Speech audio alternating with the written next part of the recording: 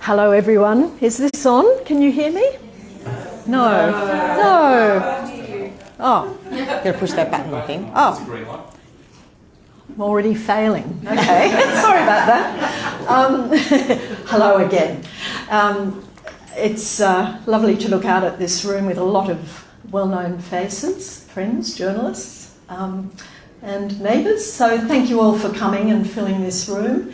It's a real pleasure for me to be doing this event with Kate. I've known her a little bit for many years as our parallel careers in journalism took us to different newspapers, sometimes the same one, different cities, and we've crossed paths. So it's lovely to see you again, Kate.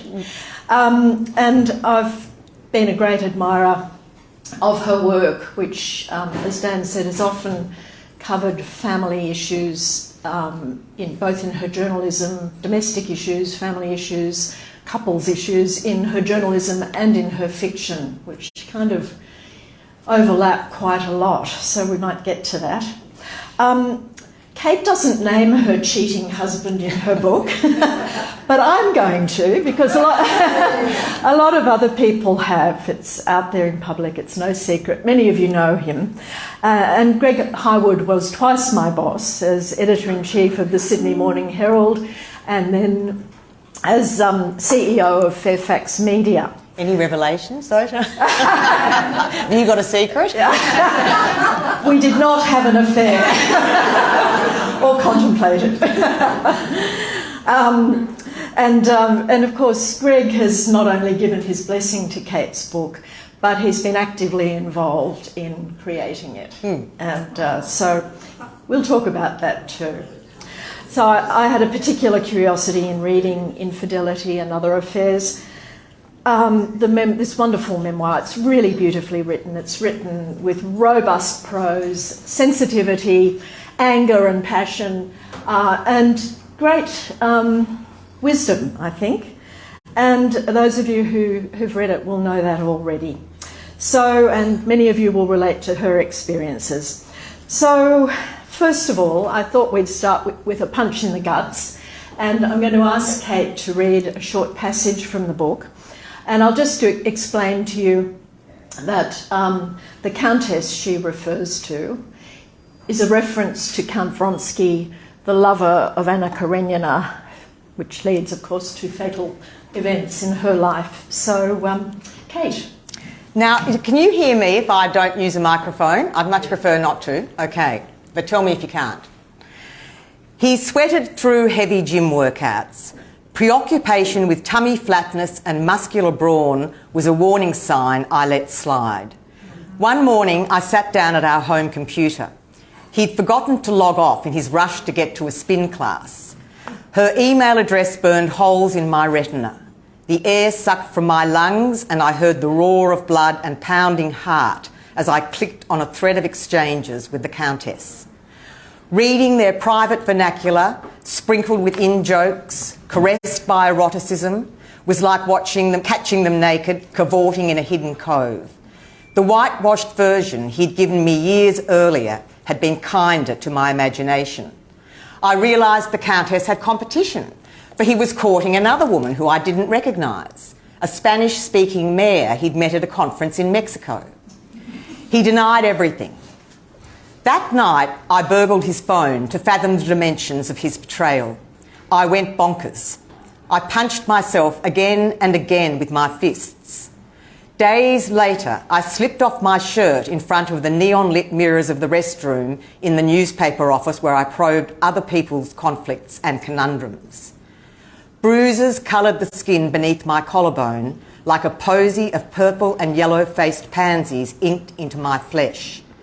In ancient times, women who lost their husbands scarred their chests in a ritual of self-harm. Grief scores us in strange ways. I'd punished myself for being blind and dumb and deaf. I was horrified by my handiwork, but also weirdly proud of this vivid tattoo. Here was physical proof of my discombobulation. I'd lost my balance and my bearings, like the guests at an Israeli wedding who were happily dancing when the floor collapsed under them in clouds of rubble and dust and harrowing screams.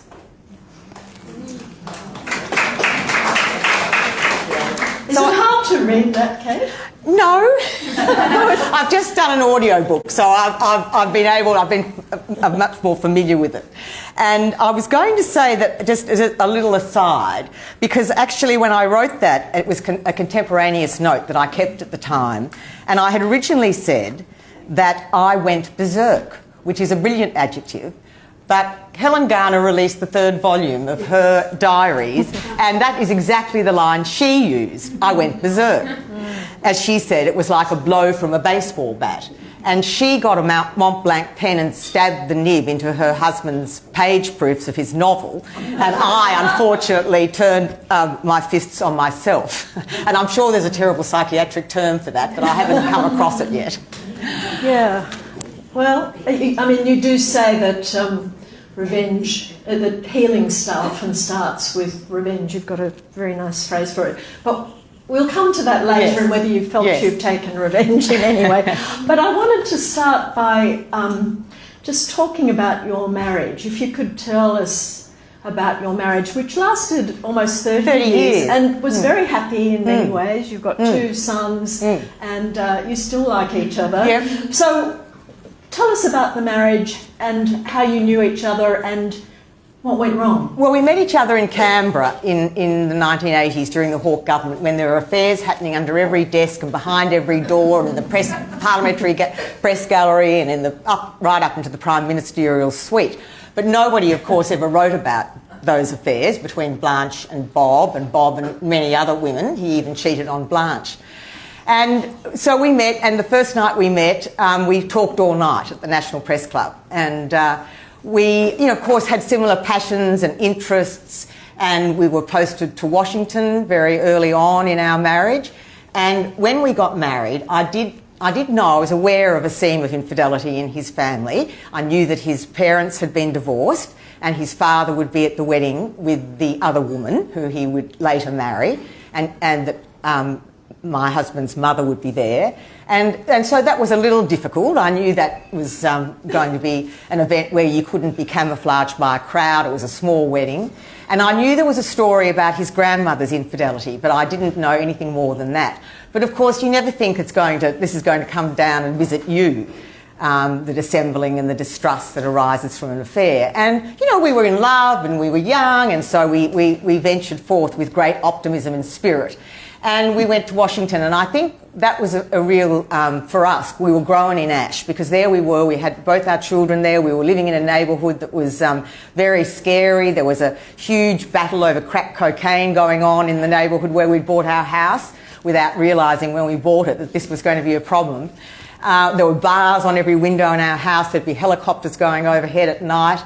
One of my friends actually here tonight was there and knows some of the dramas that we experienced. And we had no family there, no friends, and so we really grew together. We became very, very close. And, it was a happy marriage. I say to people, I always felt loved. I always felt very safe. I always felt very secure. And so there wasn't unhappiness. And that was, I guess, why I was so blindsided when I discovered the first lot of affairs in 2007, because he was a really lovely man, and he still is. He's got a great character, and his support for this book has been an example of that. I mean, Annabel Crabb said a cheating, status-anxious man in the media is not a rare thing, but a man who understands his wife's need to write about it sure is. Yeah. And, I have to say that's a measure of him. Yeah. Very generous. Yeah, no. Well, he's been very generous to me in lots of ways, even though, of course, this was a terrible time. But, time is a great healer, and it's been really important. Because the events in this book are 13 years ago, and so that's a lot of time for water to go under the bridge and for things to get an understanding. And writing the book was, of course, a part of that healing, a part of that process. And I didn't, my first impulse, of course, was to write about it. That's a writer's therapeutic impulse. You've got to sit on your hands almost not to write about it. And I wanted to, and I approached my literary agent at the time, and I said, I've got a great story to tell. And she said, no, that's not a good idea at all. Don't write about it. And I'm so glad she said that, because it was very good advice. And I think anyone who's read Prince Harry's memoir Spare would see the benefits of waiting. And another colleague of mine has just published a book called Political Lives about the problems of mid-term biographies, because you just have to wait. And I think that the passage of time shifts your perspective and tempers the emotion, leaches some of the emotion out of it. So I put it down. I'm going to come back to that. Wait, you're telling the whole story and answering all my questions. I want to stay with the drama for a minute. Okay. Let's go back into the terrible stuff. Rest back control. Okay. Because I want to talk about the writing of it, which I think is very interesting. But first of all, not only did your husband betray you, but you had a double betrayal. Because one of his affairs, the most long-standing affair. A good friend of yours. Yes. And that was the particular, I was talking about this in the cab coming here, there are some affairs that are just a sexual liaison, but there are some affairs obviously where there's a great intimacy, those really passionate affairs, and I think this was one of those. And yes, we'd come back to Melbourne. We'd both been raised in Melbourne. We'd had been away working overseas for 20 years, and this was a new friend that I'd made, and I thought that she was going to be a friend for life. And I really loved her company, and I do. She's a lovely woman. I don't have anything to do with her anymore, but I've forgiven her completely. I've forgiven everyone in this drama. But so I had no idea, and we became close. We started walking the park together, kvetching about our husbands, going on picnics, going out for dinner. In fact, just before I found out about the first affair, we'd stayed together in a holiday house on the Great Ocean Road with our kids. And so that was really a terrible shock, because I felt that my husband had a log of claims and grievances about the marriage, but I didn't feel that she had any cause to hurt me. And the more I've looked into this and tried to understand it and put yourself in the shoes of the other protagonists involved in the story, I've understood more about the fact that when you're having an affair, you just give rectitude the flick. You're not looking at the people that you might be causing pain to. There's that wonderful line in Midsummer Night's Dream where Shakespeare writes, lovers and madmen have such seething brains, such shaping fantasies, they apprehend more than cool reason can ever comprehend. And I think that's what happens in an affair. I've never had one, but I've tried to understand it through walking in the shoes of the women who have. So it's not just the Countess, but also the grandmother, and trying to understand that. Yeah. How it lifted her above the sort of the quotidian boredom and routine of married life. Yeah, yeah. But yeah, so that was a very painful thing, and in fact, if she had been a stranger, it wouldn't have been so painful, I think. But it was because I'd had her; she'd been a guest at my table, and I'd shared stories with her, intimate stories with her, and so it was a real shock. Yeah, yeah. But for all the pain that these two people caused you, you do question yourself, and you're very open about what you did wrong, which I think's again generous and important. So, what did you feel you'd done wrong? Well, to contribute to initially this? I didn't feel I'd done anything wrong, and my husband bought me all these books on the sex-starved marriage, the passionate marriage, too good to leave, too bad to stay, and I just chucked them unread into the self-help shelf. Did you know why he was giving them to you? Yes, and we talked. We talked because we've always been great talkers, and we talked about it. But I felt that he needed to do a crash course in honesty, and I really didn't feel that I had much to be blamed for initially, and then when the second subsequent discovery of the affairs, which after the phone incident, I really decided that if we were going to save the marriage, that I really had to look at my behaviour. And the therapists that I consulted were Esther Perel, who wrote The State of Affairs, Rethinking Infidelity. And she says there's no such thing as victims and perpetrators in this business, that it's what one did to one and what it meant to the other, and that you really have to sort of look at your own role in things. And he did have, I hadn't nurtured the relationship, because when you're a young mother too, you're running around doing a million things. I often felt like I was doing 4 things at once, all of them badly, and not remembering any of them, because it was like being in the spin cycle of a washing machine. And so I just didn't, I put the relationship to one side. I thought we got on really well, and I think that was my mistake. He was a very romantic man. He always remembered our anniversary. I never remembered it once. And I think there were so things like that ate away at him. He didn't feel loved. I felt loved, but he didn't feel loved. And I think that was a great mistake I made, and I understand more about that now. And you did make efforts to I did make efforts. Wear lingerie, get Brazilians. I got a Brazilian. I never ever will get a Brazilian again. It was the most painful experience, far worse than childbirth. I cannot understand why people do it. But you know, that was also part. I grew up in a household where my grandfather had been a Presbyterian minister. We lived with Rudyard Kipling's unforgiving minute ticking away in the background. There wasn't really much time for pleasure, and so I felt that I really had to, as I say, unloosen my buckles and try and become more of the sort of wife that he was wanting, more of the woman of intimacy.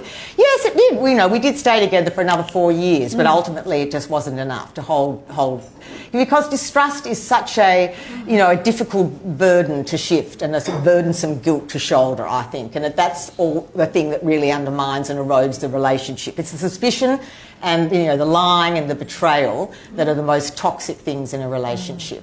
And I think Helen again left a note for her ex-husband saying, "Don't you know that lying to people makes them crazy?" Yeah. And there is an element of that. And I went from head in the clouds oblivion to the super sleuth.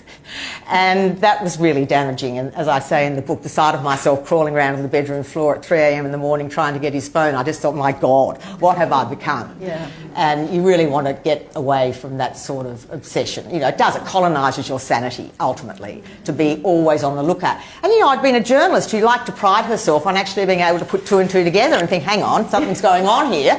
And yet I hadn't, been aware of anything. And so that was, I think, a bit of neglect on my part too. So your line, which I was trying to quote before, recovery from the blow of deceit often begins with the blade of revenge. Is writing the book revenge in some way? No, not at all. Not at all. It's not a hit job. I mean, I'm not a vengeful person. In fact, the only vengeful thing I did, I didn't do anything to him. I never embarrassed him in public. I was very, contained. But what I did do when I found the emails to the Spanish speaking mayor, I sent those emails to the Countess because because as one of my friends who's here tonight pointed out, because I am hopeless really, and in fact even burgling the phone wasn't my idea. I didn't even think of doing that. It was my walking partner who said, "You've got to get into his phone," and I thought, good idea. But when I was in such a state, and I rang up a girlfriend who's here tonight, and she said, "Those emails are only an hour apart. Do you realise that?" He sent the one to one, and then I thought, oh my God. Then I got the idea to send them to the Countess, because I thought, no one ever thinks it's going to hit them. But surely a man who's deceived his wife is capable of, also deceiving his mistress. And anyway, it apparently did cause, did put a bit of a bomb under it. I heard later. But I wasn't going to do anything else. I never wanted to confront her. I had the most beautiful role model in my dear mother-in-law. And my husband's sister is here tonight, and we love Molly. And she was so, graceful and dignified, and never sought revenge. And I used that as an example for myself in the way in which I behaved. You've got to sort of be bigger than them, and that sense of dignity is, quite a reassuring thing that you can hold on to when you're going through it all. And do you think that gave Greg the lead to also behave well when he knew you were going to write a book? No, and getting back to the the not being a revenge thing. I mean, my initial idea was to do it as fiction, because of course all of the great infidelity stories are told in fiction, from Anna Karenina to Madame Bovary to A Scarlet Letter, and lots of wonderful contemporary examples, Sally Rooney's Conversations with Friends, and so that was my idea. And because it is an incredible story, this 4-generational story, which starts in Broken Hill in 1936 and it spans 100 years of Australian life. through to the suburbs of Melbourne in 2016, and so it charts the course not just of, you know, the hourglass that we inhabit each generation, and you know, the freedoms for women that have now opened up over that period are a fascinating thing to look at. So that's what was my original idea, and when we went to Broken Hill together in 2019 was to, you know, visit the last remaining, well, not primary sources for that affair in Broken Hill in 1936, and also to soak up the colour of that outback town. And when I got back, I had, during lockdown, when I was looking at doing the research and trying to find a way into this as a fictional story, I became interested in my father's filing cabinet, so all of his personal papers about our family. And I had this an idea emerged for looking at these themes of infidelity in my husband's family and looking at the theme of mental illness and depression in my own family. And I would like, if I can, to recite the last verse of W.B. Yeats's poem, The Circus Animal's Desertion, because that was, for me, it crystallised, you know, the idea for marrying these two halves of a book together. And I also, in my own little modest way, want to do for Yeats what Four Weddings and a Funeral did for Auden's Funeral Blues. And so he wrote this towards the end of his life when he was looking for sources of, you know, I think probably also running out of some ideas and looking at what had inspired him in the beginning. And it says, he said, "These masterful images, because complete, grew in pure mind, but out of what began? A mound of refuse or the sweepings of a street, old bottles, old kettles and a broken can, old iron, old bones, old rags, that raving slut who keeps the till. Now that my ladder's gone, I must lie down where all the ladders start, in the foul rag and bone shop of the heart." And so the idea of the foul rag and bone shop of the heart as being ground zero, you know, for who we become. So that was the idea I got. And so then my husband came around and I said to him, I'm thinking now of doing a non-fiction, a collection of essays. And there was a very, very, very long, awkward pause. But I said, let me give it a go, because I would never have published this book if there had been opposition from members of the family. And there were some things that were taken out for you know, obvious reasons. But it was very important to me that everyone was on board with it. And you know, the other thing, and we've spoken about this, was it does hold your pen to the fire if you know that other people who are in the story are going to read it. It means that there's a certain level of honesty that has to be maintained. And in my journalism, whenever I interviewed people with a difficult subject matter, and I mean, goodness, it could be a story on suicide or on first wives looking after, ex-wives looking after husbands who are dying from a terminal illness, or, I mean, you know, a story on a mother's suicide and the murder of her child. I always, well, I couldn't in that case, of course, but showed the subjects the story before it was published, because it was really important to me that they were happy and comfortable with it and that they felt that it was a fair enough example or transcription of their experience. And it does hold your pen to the fire, and it keeps you honest. Because otherwise it's too easy just to exaggerate the things that I wanted to tell, you know. Well, I thought it was fascinating that you were able to negotiate the involvement of Molly, your mother-in-law, to tell her story, and then also to tell your son's story in less detail, but he's in there. He must have agreed to that because, yeah, you go. I was just going to say, well, Molly, I think she when someone recently gave her a copy of Prince Harry's memoir, Spare, and she said, I just don't know why people have to go and talk about their private lives. And I think she always says the blood's thicker than water. And I think so for me, because we're very close, she just held her nose and closed her eyes and said, you do it. Well, and there is the advantage of she's now in a nursing home where only 3 people remember their names. So there's going to be no difficult questions for her to face. But everyone, yes, it was important that everyone Has she read the book? Yeah, well, she's read the infidelity section. I'm going to be giving her a copy. I was supposed to drop a copy off last week, and I'm going to take one down to her on the weekend. Yeah. Now, she's a voracious reader, so she'll be very interested in it. Well, I think it is just beautiful the way the book begins with you and Greg travelling out to Broken Hill to retrace the family's story. It's so atmospheric, and you don't know what's going to come out of this. You didn't know as you travelled out there. Could you tell us briefly the family story, particularly about Colin, Greg's father, who suffered and was the culprit and victim of adultery? Well, I sometimes feel when I'm telling this story that I need a whiteboard. So, Jean and Fred were married, and that was my husband's grandmother was Jean. And they were extraordinary. I mean, they lived in the wilds north of Broken Hill. Iduna Park, Fowler's Gap, places that don't really even exist anymore because they were on the stock route coming from Queensland down to New South Wales. So a really hard scrabble existence. You know, they looked after water tanks along that route. They were sort of itinerant white nomads, really.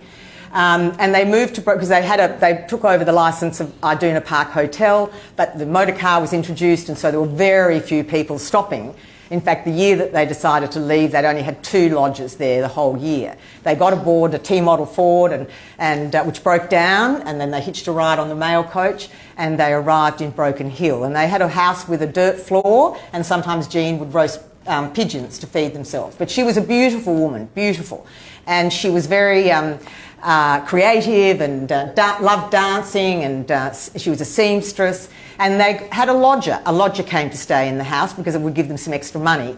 And Fred he couldn't get a job because in Broken Hill you had to be born in the town in order to get a job in the mine. It's a real one-trick town, Broken Hill. So he was often unemployed. And Colin, Greg's father, was absolutely convinced that they were having an affair. And so at the age of 14, he announced to the whole family that his mother, Jean, was having an affair with the lodger. And his father was absolutely livid because I think he didn't know that this was happening, if indeed it was, because he was only 14 and 14-year-olds can be unreliable narrators. But they belted him and kicked him out of home. He didn't come back for decades. But, you know, happily so. That's the nature of that man. He was always very optimistic, and he was had a great social manner, could converse with anyone, from a truckie to an executive. So then he came to Melbourne, eventually met Molly, and they married and settled in Beaumaris. And at some point, Jean died in 1974, and she left Colin a box. And she bequeathed this to him. And when he opened it up, there was a note inside the box, and all it said was, "Colin, I always loved Roy." And Roy was the lodger. And so it was a devastating blow for him. And he took my husband out to dinner, a counter tea at the Beaumaris Hotel, and told him this story as if he was imparting this sort of mythical family story. And he had tears rolling down his face as he told him the story. And what he didn't mention at the time, though, when he told this story, was that he was also having an affair, and at this very time he's telling him the story, is planning his own exit from the family. And so it is an extraordinary story, I think, because, you know, here was the person who was most upset about the affair of his mother, who then goes on to repeat the behaviour in his own family of origin. It's extraordinary, isn't it?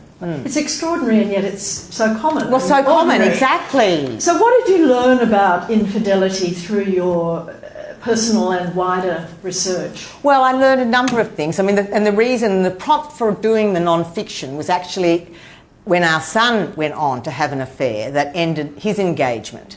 And I came across some research that was done in 2017, which showed that children who have experienced affairs in their family of origin are significantly more likely to go on to repeat the behaviour on the grounds that it's possibly sort of modelled behaviour.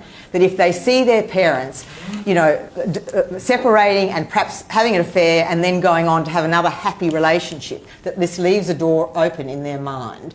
That instead of working on the leaky roof and fixing up the plumbing, they'll start a new relationship and leave their family. And so I was fascinated by that, and that was really the thread that I followed in looking at the 4 generations and what had happened in each. And then subsequently I came across this fascinating research. I won't go on too long about the voles because I often see people sort of nodding off to sleep. but there was a zoologist in the 1970s in Illinois who'd been, they used to use prairie voles, they're like little hamsters, to do studies of population booms and busts. And while he was studying these voles, he realised that the prairie voles were turning up in pairs, which is very unusual in mammalian species for there to be social monogamy. And they thought initially they were sexually monogamous as well, but they did DNA fingerprinting and they discovered there was opportunistic infidelity amongst the prairie vole population. But nevertheless, they bonded, they mated, they looked after their young together, even if they were somebody else's young, and stayed within the nest. And then they found that there was a cousin of the prairie vole, the montane vole in the Rocky Mountains. That's where that vole population lives. And the montane vole roots and leaves. It doesn't stay for a minute, no interest in raising the family.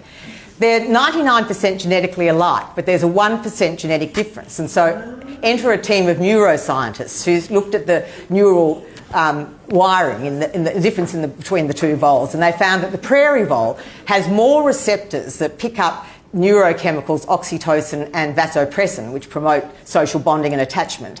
And the montane vole, the one who roots and leaves, had fewer receptors, and these were much further away from the reward and reinforcement circuitry in the brain. So it's a fascinating frontier of research, and there's no cause and effect here. These studies show correlation only. And, you know, we're not prisoners of our own biology, and obviously there are all sorts of things that influence our behaviour, not just our genetic traits. There's our, religion, social, cultural milieus, and so there's lots of other things at play here. But it was fascinating to me that this might explain some of the behaviour. I liked a line that you quote from Esther Perel, this New York couples therapist. Infidelity is often a longing for our lost selves. Yes. I think that's so true. Trying to find something romantic about your youth and recapture that somehow and start again. Absolutely. Yeah. And of course it's facilitated now by modern technology, because the person you had a fling with when you were, 15, 16, you all of a sudden tap it in on Facebook and hello, they've separated, and then you can get back in touch. Yeah. And, so it's a very common thing. And I felt a flicker of that when I went back to Melbourne and I met an old boyfriend of mine whose wife had also had an affair and left him. And we exchanged some, flirty texts. That's all it was ever going to be. But my husband read one of those texts and he was apoplectic about it. And I think the reaction was out of all proportion, really, to the crime. But it gave me an understanding of that lost sense of self, that's what people are often looking for, to rediscover who they were, 30 years ago, after, marrying, having children and living a life that's possibly warped and changed them in some way. And they're looking for this, this discovery, rediscovering who they once were. Do you think we're more accepting of affairs and, talking about affairs than we were even 20, 30, 40, 50 years ago? I don't know, the last generation? Well, I suppose that depends on the individuals involved. But I think that certainly the younger people who I've spoken to about this, they are, and you look at the Rooney book, Conversations with Friends, there's a lot more fluidity around these relationships and, possibly more honesty too. And that's a crucial thing. If you can bring some honesty to bear. I said to my husband, if he'd only told me that he was having these affairs, I would have read that book on the sex-starved marriage. Would you? No. Maybe. But, this is the thing about getting to a place where you can laugh about it. So we've just cleaned up our house after, we've lived there for 30 years, and we had this, both bibliophiles, and we inherited a lot of books from my father. In fact, when we took the first load down to St Vincent's de Paul's, they said, my God, has someone robbed the library? And when we were going through, the books charted our lives together, the places we'd visited, the politicians we'd covered, the things that interested us. And, we had the pile for the tip and the pile for the op shop, and, old copies of The Mayor of Casterbridge by Thomas Hardy from, grade 3, and, the wit and wisdom of Billy Snedden onto the tip pile, and then the sex-starved marriage, unread, pristine. And we just laughed and put it on the tip pile, and off it went down the recycling chute. So if you can get to that place, that's the sort of, the wonderful thing about writing from a place of peace and forgiveness rather than anger and vengeance. And so it's, it's definitely not a hit job. And he says that watching me write it he could see me healing in the process of doing it. Just putting one word in front of another, because that's how writers make sense of their lives and their experiences. And I always found in my journalism that sharing stories is how we mend each other and fix each other. And that if you can read about somebody else's awful experience or their grief or their, you can learn from that. And that's really the whole motivation often for writing. So we can make sense of our world and help other people make sense of theirs. Yeah. Well, it'll be so interesting to see what reactions you get to this book. Are you hearing lots of stories back already? Yes, and some people are discomforted by the honesty in there, I think. And they do wonder why such a private person, because I am a very private person, I don't have any social media accounts or anything like that, what on earth were they thinking? But I do think it was this idea that I had, which, with the poem, and this was like having a fishbone dislodged from your throat, and also lockdown, because in Melbourne was a city that was locked down for longer than any other city in the world, and it did sort of give me a feeling that I didn't know whether it would ever be published. That's the thing too, because I was putting it together and I just didn't know whether it would stick or hold. And I think I had a sense of great freedom about writing honestly, and I've always found myself that the writing that moves me most is the honest writing, where it's nothing too curated. Yeah. I mean, David Sedaris, who I love, who puts the fun into dysfunctional. Mine's a bit grimmer than his, but he is just so honest, and he also inspired me, and that essay I quote from Calypso in the book, because one of the stories that I've told in here is a story of living with my intellectually disabled brother, which is a sort of another. I'm fascinated by the darker side of caring and love, and that's what I've tried to sort of address in this book. But Sedaris tells the story of his sister Tiffany, who he was giving a talk at the Boston Symphony Hall, and he was he'd gone downstairs into the green room, and he looked out and he suddenly saw Tiffany, his sister, coming along wearing shoes that looked like she'd got them out of a dumpster and holding a Starbucks bag, and he said to the doorman, "Close the door."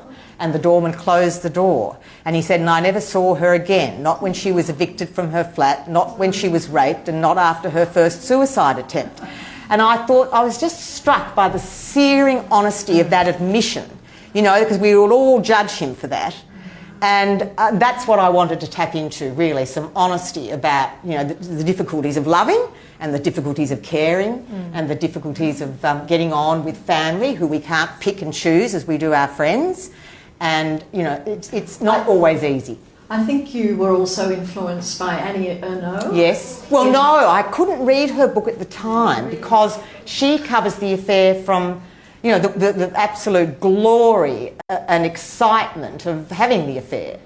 And I actually couldn't read that. I didn't read it until I'd finished my book, and then I was able to read it, and I was blown away. But her honesty and her look into the dark side of love is very much what you were hoping to do too, wasn't it? And I did get a lot from it after I read it, and I did understand what she was talking about, where she says at the end that this affair, brought her closer to the world, and I think that's all sorts of experiences. Not all of them are positive, but all sorts of things that we endure and experience. They often bring us closer to the world. It might not be the joyous world that we'd all perhaps like to inhabit, but nonetheless gives us a real, bare bones of understanding of the nature of humanity.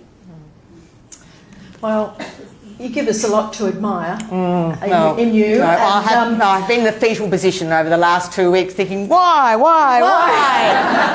And is Greg also going, why? Oh, he's had a couple of very wobbly moments, but he's standing upright at the moment. Good, he is, good. yeah. Oh, look, we're going to open up to your questions. I'm just going to ask you one more question, which you're going to have to do very concisely, but there is another half to this book, which is beautiful essays about other aspects of Kate's life, sort of post-marriage, really.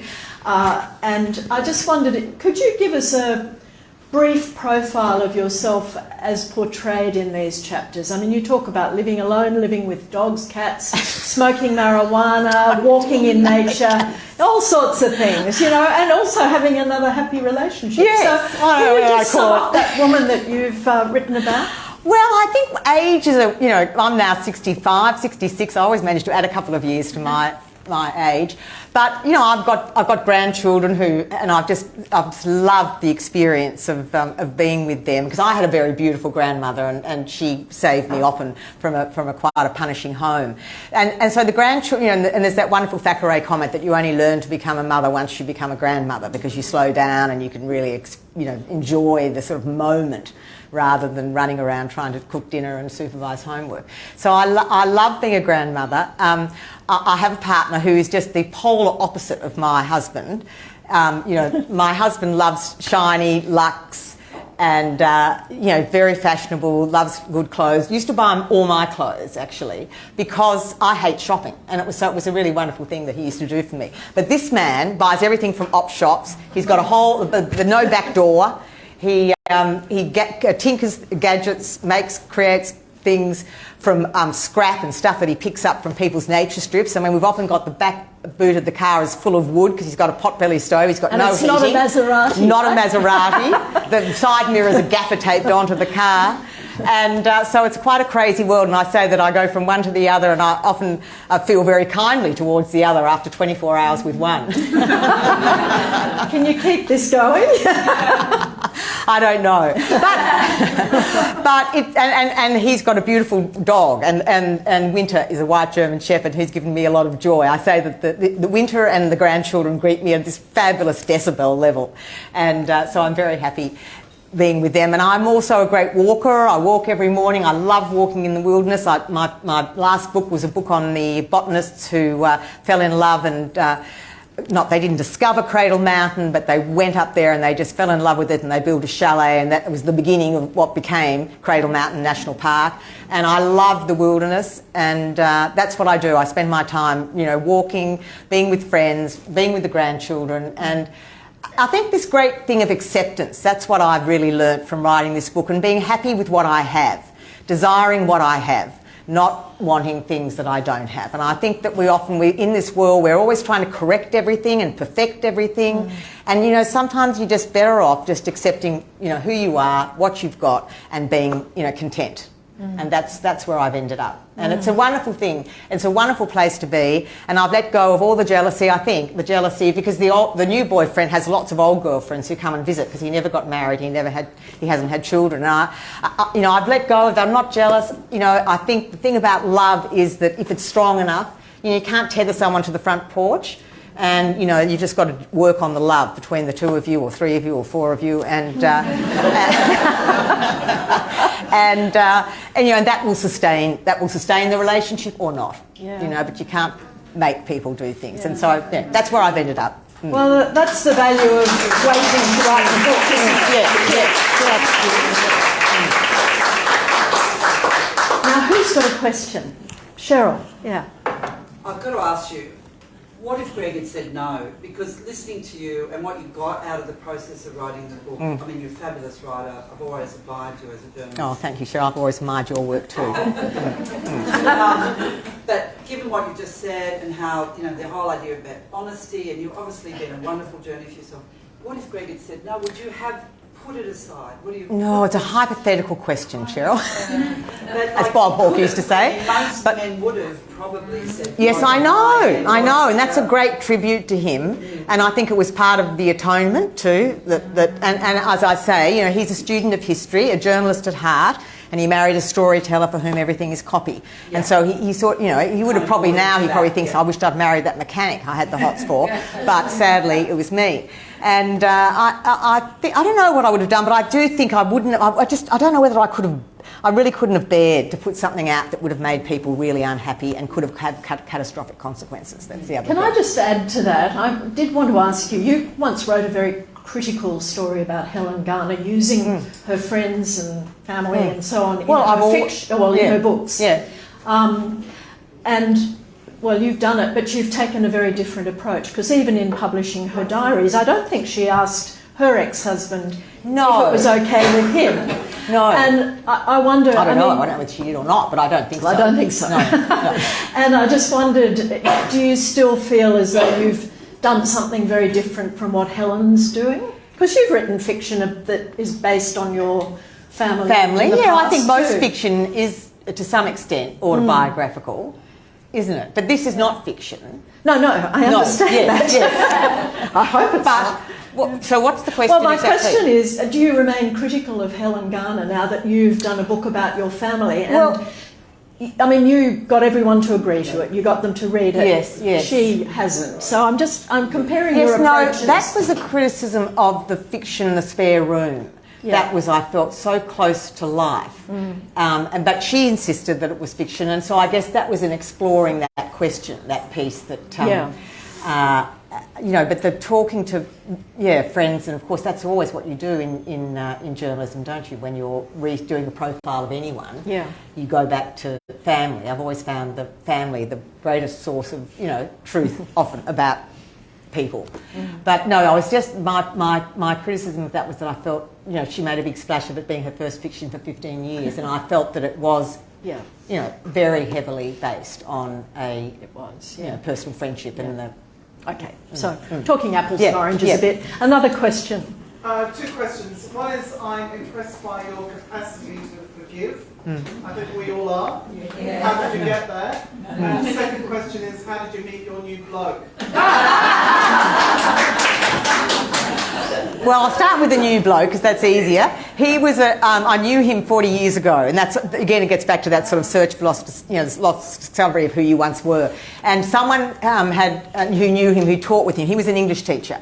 And they asked me, they knew what had happened in my life, and they asked us for drinks, and I actually couldn't even remember who he was, but I did remember the drinks, and I turned up, and that was the beginning of that relationship. And look, I say in the book, it's not perfect, and one of the great sort of ironies of this relationship is that, you know, in the marriage, you know, my husband felt that there was not enough sex.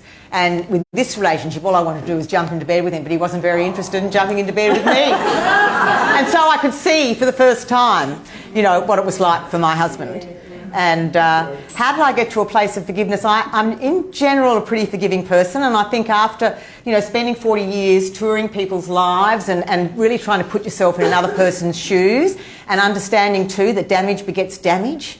You know, it really doesn't heal. Watching, you know, the damage done through acrimonious relationships and children that are going back and forth in a family court case. And as I say, I covered that story about the, you know, family court judge who had awarded more time for the biological father of a child that was being raised by 2 gay mothers, and that the mother was so outraged that she killed herself and the child. You know, so you get an understanding of how we keep on damaging each other. That's not the way out, you know, and acrimony is just it's a poisonous, you know, hatred and acrimony are just such poisonous emotions. They're unhealthy. They're really unhealthy, and you can sort of feel yourself being eviscerated by them. And so I really, you know, it's just, you feel so much better if you can forgive. Yes, in the red. Okay, thanks very much. Do you think Greg would join you on stage? I don't think so. I should be repeating the questions. Would Greg join you on stage? On a book tour. On a book tour. No, but I said to Susan before that he's writing his own memoir. Not of the marriage, thank goodness, but it's his absolute right to do so. And someone last night at a book event came up to me and said they thought he should, you know, tell his side of the story. But he's doing a book on the, you know, transition in the media landscape. But I said to him, as a part of that, he should write a chapter on his response to this, and I think people would be fascinated. How will he work those two together? I don't know, maybe the affairs, could the distractions. Yes, here. I'm sort of interested in the cultural exchange. I hope I'm not going to drop a bomb, but I sort of wonder about, is this a price? Look at this room, it's full of women. Where are the blokes? There's a couple here. Ian, stand up. The women. We're trying to be everything to everyone. Sexy, you know, competent in our careers, caring, whatever. And the blokes, I think, you know, for a woman with a family, it's very hungry, and so the blokes are sort of feeling left on the side. I sort of wonder whether it's a bit of a cry for help, but then this becomes a conflict for the woman. You know, to have a good man who's a partner supporting you, it's often the sort of hello. And, you know, is that one of the problems that we have? Because, as I say, do men, are they more infidel than women? I don't know. No. So I just need to try and boil that down. It's the imbalance in marriages and parenthood, and are men more... Women's lib, we're doing it now. Yeah. But Jesus, we work twice as hard, you know, like it's trying to balance all the balls and still be What do you sexy in bed. Well, I don't think it's a male problem at all. I think there's no gender issue here. I think women are just as hungry for affairs often and more able to have them now because they're financially independent. You know, they often choose to have children without a man in the house. You know, they've got their careers. And, I mean, who are the men having the affairs with? They're not having them with married women. They often have them with younger women, it's true, but there's also a lot of, you know, my husband's most serious affair was with a married woman.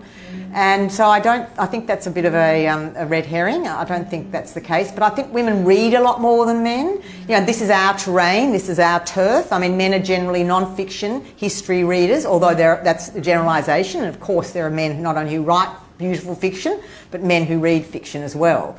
But I think that you often get women more interested in the relationship side of things, and that to some degree, my husband was very unusual in that regard because he was very emotionally empathetic. Believe it or not, I know it's difficult to reconcile with the behaviour sometimes, but he's very comfortable talking about emotional issues, and you know, and I mean, I'm sure there are other men who are as well, but you know, there are a couple here. They are standing out of it. There are a few. We got another question right up the back. Do you think your ex-husband would still like to be married to you? No. Would her ex-husband still like to be married to her? No. We get on very well, and often stays with me when he's in Melbourne. And we're very involved with our kids. We talk all the time, and but I don't think, no, I think I would drive him crazy. I mean, and I am a hard person to live with. That's the other thing you've got to understand. I mean, I'm no saint. I'm not the easiest person in the world. I'm very volatile emotionally, and I think that, you know, that probably wore him down a bit. But no, I think he's happy, and he's in another relationship, and he's very happy in that relationship, and I've met her and she's lovely. And so, you know, it's on both sides, everyone's sort of moved on, but, you know, still treasured what we had. And that's one of the important things that Esther Perel says about, or Dan Savage, who's also written, he's gay, married and monogamish, as he calls himself. But he says, you know, people promise not to stray, but sometimes they do. And if they do, it shouldn't be the end of the world. You know, if you can help save what's the good in the relationship and help keep that, then that's a big thing. But he also advocates a very strong advocacy for honesty up front. Mm. Yes, in the corner. I don't even know what sort of question I might have a Kate that I'm asking, but where did we get this idea that monogamy was the only way to do it, and therefore if you stray, you're in the wrong, and it's wrong? Why do we think monogamy is the only way? I don't know the answer to that question. I really don't. I think it's just been an accepted convention. Right. And also because, especially in the 18th, 19th, I mean, don't forget there have been affairs since the Trojan War. I mean, you know, men went to war over affairs before, yes. So, but I think it was definitely once marriage became, you know, the most common social unit, that was a way of keeping it together. You know, that otherwise it would be probably impossible, and it was part of a whole social conservatism that grew up around families and marriage, and you know, I'm sure it probably is better if you've got this level of trust. You know, it's when the trust's broken, of course, that it's difficult to hold it together. So I guess there's a reason for it. Anyone else? Yes. Oh, man, thank you. Yes. Jim. Kate, you've written a lot. In the writing of this book, once you decide to write, how difficult was it in terms of the writing of the book? Was it different in any way from your other writing? No. How difficult was the writing of the book? No, that wasn't difficult. The difficulty, I think, was in being honest and looking at both sides. And I think I write in the book that when I first showed the manuscript to my husband, I was upstairs in my study, and I was just, you know, sitting there, oh my God, what's he going to think? And I heard the chair move on the floor, and I heard him walk to the front door, and I heard the front door open and the front door close, and I thought, oh my goodness me. And when he came back in, I said, you know, what did you think? And he said, it's too judgmental. And I think that was really good advice that he gave me, that it was too judgmental. And so that modified and moderated the writing again with the purpose of getting as close to the bone of truth as you could. And representing, because we know in journalism that there's your version, my version, and somewhere in between is the truth. And so you aim to get as close to that as you can. Just a quick follow-up. How long did it take you to write? Well, I wrote some contemporaneous notes when I was thinking initially of writing about it, and it would have taken about 2 years overall to write. Because I drew on these, it's a book of 3 parts. So the infidelity, my own family stories, and again I had to get them through my own family with my brother, reading them again with an eye to, had I made things up or not. And then the last lot are about, as Susan said, the joys of life and the things that have given me peace and happiness. And and the healing, this was such a healing process for me to do it. It was a joy to write, really. It was a joy. So there were no sort of depressions caused by reliving it all? No. It's interesting because sometimes, I've read sexual abuse victims talking about having to appear in court and having to tell the story again and again and again, and how it can get really... And I can understand a sense of that now. I can understand a sense of that now. It does sort of not re-traumatise you, but you think, oh my God, we're not going down here again, are we?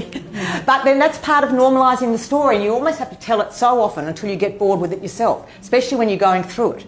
You have to tell it again and again and again. And at first you're telling it with outrage and, this happened and then that happened. And then gradually, you sort of become to peace with it. And it doesn't hurt so much to tell it again. But you do get, when we were cleaning up the house, I came across some stuff that I had forgotten that I had kept, which might have been useful when I was writing the book. But one was a letter that I'd written to the woman that I'd never sent, and the other was some of the phone records, and it sort of stirred me up a little bit. And then when I went upstairs, I was cleaning up, jewellery that I have, and I found a receipt for something that I didn't recognise. So you're never really quite clear of it. It's sort of just there, and I think I've tamed the beast. And one of my favourite songs is Leonard Cohen's famous Blue Raincoat, which is such a forgiving song, where he talks, to the man who had an affair with his wife. He says, you went home from the station and gave a woman a flake of your life, and when she went home she was nobody's wife. But he says, thank you, you took the trouble from her eyes. I thought it was there for good, so I never really tried.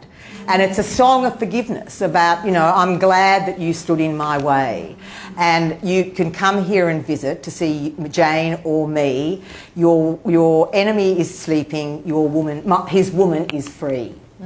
So that's the accommodation that he got in that song, and it's a beautiful ballad, an epistolary ballad, a letter to the other man. And I love that piece of writing for the forgiveness it shows. Well, perhaps that's the note to finish on, unless anyone's got a desperate last question. Desperate last question at the back, yeah. You said your son had an affair. How does his current wife reading the book, and is there a way to break the cycle? The current wife to my son, or he's not married, he's living with a partner. And, they still struggle because they, that was difficult, and it was quite recent. And his partner, it was his fiancée, they were engaged, they weren't married, and they had a child before she discovered the affair. So I see her a lot, I love her enormously, and but she's still, in a bit of pain. She's still in a bit of pain, and that's another interesting thing that I discuss in the book, because when I went to see my mother-in-law, for help, she was quite stoic about, she wasn't going to beat up on her son.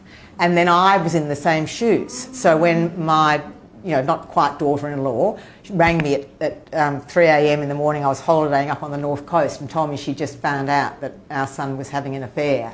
And I flew down to be by her side because her mother wasn't there at the time. And I was a little bit, it's interesting because I felt loath to convict my son in front of her, because also by then I understood so much more about the circumstances of how these things happen. But that didn't help, because when you're going through it, all you want is a firing squad to dismember them limb by limb. And she's still not quite there, but she's read the book and she's written about their affair. Otherwise I would never have stepped on that ground, actually. She had already written about it herself, because she's a journalist. There's a family of them.